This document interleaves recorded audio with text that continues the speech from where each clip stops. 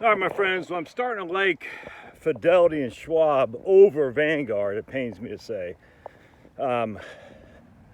Schwab's, I have a Schwab account. I was at USA, they moved it to Schwab, and it's just phenomenal. I mean, it's just everything you could possibly want in Schwab's stuff. I don't know why you'd want all that much stuff. You're wasting your time, but either way, be it as it is, the Schwab's website is phenomenal. I don't have a Fidelity account. When I was at RIAs that used Fidelity as their custodian, it was fantastic there too. And they buy e-money, so their software is, at least it was, e-money was top shelf, man. White Capital was trailing e-money in terms of functionality. I don't know, but I literally have no idea if e-money is still top shelf. It was. The reason I went White Capital is simple. A little bit cheaper, and on top of it had the tax stuff. E-money had a lot of great estate planning, but not that much tax stuff, and I like the tax stuff. Kind of weird like that.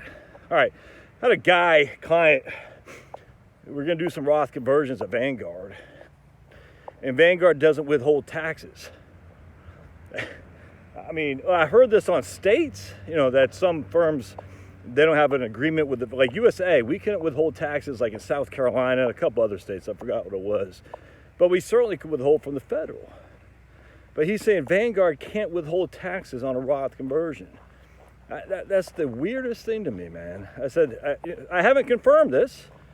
It's just what he told me. I said, how can you not withhold taxes? Weird. I had another client, she has Fidelity. She was able to do it no problem at all, Roth conversions. Literally, it was like easy, click, done. And I said, do they withhold taxes? She goes, yeah, for state and the feds. So I don't get it, man. That's just weird to me that they can't withhold taxes at Vanguard. And again, I have yet to confirm that with Vanguard. That seems like that can't possibly be true. That there's got to be something else in there. I don't know. But my goodness, how can you not withhold taxes? Even USA could do that from the feds. He lives in Texas, so there's no state income taxes withhold. Yeah, it's just weird. On top of that, just the software, the website, it's just, look, man, I've heard Schwab's stuff is fantastic. No other way around that, man. It's just, it just is. Again, that's me. And I have my suspicion that Fidelity's is pretty good too. On top of that, so I was talking to a lady this morning, nice lady, single. Call her Single Susie, shall we? She has Fidelity, and she was thinking about going over to Vanguard. I was like, yeah, I might as well just keep it Fidelity, just because it's there. They have access to all the same stuff. You might not be able to get Wellington Fund, because I think you can only get Wellington Fund at Vanguard proper.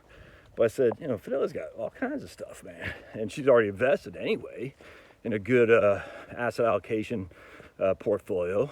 Fidelity, the one drawback about Fidelity is that when she calls, they try to solicit her for their fee-based asset management program, and she doesn't need that. She knows that.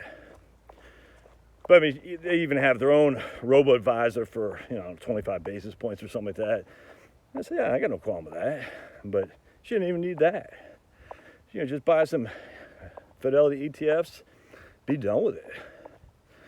And her 401k is at Fidelity as well. So anyway, I said, so she's like, why change? If it ain't broke, don't fix it. So on top of that, last year during the Roth conversion stuff, what I was talking about, had some issues with Vanguard being able to convert very quickly. It turns out it wasn't specific to Vanguard, I don't think. But again, people who have Schwab and Fidelity seem to have a lot more ease of maneuvering and doing Roth conversions than the Vanguard people had. I think I had 2 or 3 people email me saying, hey, I said, oh man, I don't know. It seemed like Fidelity and Schwab was better. So as we see here today, Schwab's my number 1, with a tie between Fidelity and Vanguard, just because I can't quite kick my disdain for the fact that Fidelity is owned by the Johnson family. At least Schwab is publicly traded, you know what I'm saying? So if, what's her name, Carrie Pomegranate Schwab, she doesn't have to have a leadership role at Schwab if the board chooses not to have. Now, there's nepotism there. I get it. I don't have any animosity to Carrie Pomegranate Schwab, but I just don't like nepotism, not going to lie to you. I don't like rich kids being put in a level of authority into managing businesses.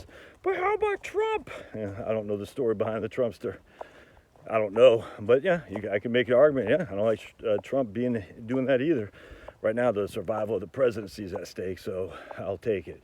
But Carrie Pomegranate Schwab is Chuck, we call him Chuck, his daughter, and she's at a pretty big role. And she's one of these people like, women in investing, women this, women that. I hate that crap. It's discriminatory, obviously, against men. The beneficiaries are always wealthy women anyway. I hate that crap. It's not helping. You shouldn't look at people like that. I'm sorry. You should look at people as individuals, and that's the way it should be, for sure. I just saw USA had a thing where they're going to donate $50 million to black and brown communities. And I say that makes me mad too. Actually, I don't have any problem, frankly, with helping black entrepreneurs. I don't have any problem with that. I don't like though when you throw the black/Hispanics in there, because I think I don't get it, man. If you want to give specifically to a group of people, that's fine, but don't throw them all into one category. I actually find that to be relatively racist. And it's giving how that blacks were literally set back in America and Hispanics were not. I don't like that at all. I don't. And I don't want anything like white either. That freaking, well, no, screw all that. But that's how the society is now. We're all got to put people into their little racial and gender groups. It drives me crazy. It's not good. And Carrie Pomegranate Schwab is a big proponent of that crap. I hate it. And like they had I'm sure Fidelity has the same thing, because they had I want to say Abby Johnson. I think she is also the heir to the throne of Woody Johnson's. I'm almost positive it's the same thing. The nepotism at Fidelity, but Fidelity's is a family enterprise. You know what I'm saying? So you can't kick her out because she's owned, or the company's owned by the Johnson family. Whereas Lee Schwab is the board of directors. Of course, they'll never stand against old Chuck. I remember I worked at Schwab. They had David Pottruck, who was the CEO, and he had written a book, and everyone's doing this now, or they were, well, they're doing it now too. We're a technology company who happens to offer stocks. Kind of like Tesla. We're a technology company who happens to manufacture vehicles. I hate that. And Schwab did that, and of course, it went kaput down to $6 a share in 2000, something like that, back in the early part of the century. And I think David Pottruck got shown the door. I'm sure with a nice severance package, though. No tears are spilled for that guy. But anyway, everyone was following that. USA was doing the same thing. We had our CEO, this before I was working there, still a member, who said, we're a technology company who happens to do insurance. I said, does anyone have an independent thought anywhere? Crazy. But he made a good point. He goes, why can't I open this all online? That was the old CEO before Robles, forgot his name. Davis, I think, Davey, something like that. He goes, if I want to open an annuity, why can't I do that all online?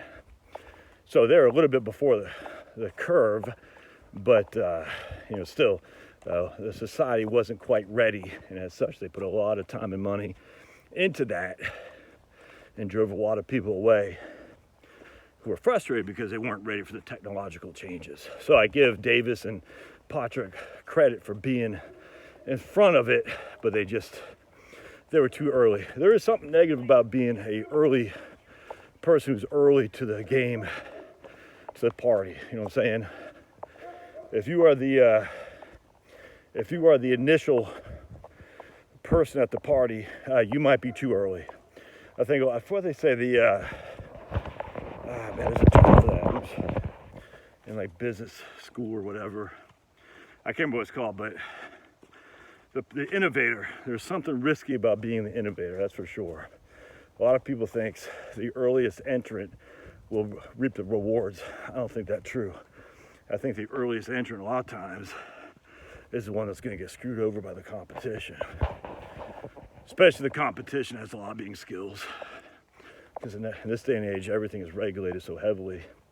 Competitors are going to be like, hey, you can't do that. I'm going to call my senator. Next thing you know, DOJ's on you because you're the innovator. You took all the risk and you laid the groundwork for everybody else to be successful. And of course, you're then kicked to the curb. Happens all the time. History is replete with people who got smoked, even though they're the ones who created the change that helped humanity for sure. Anyway, so I'm sitting here today. I'd recommend Schwab. Go to probably Fidelity after that, and Vanguard.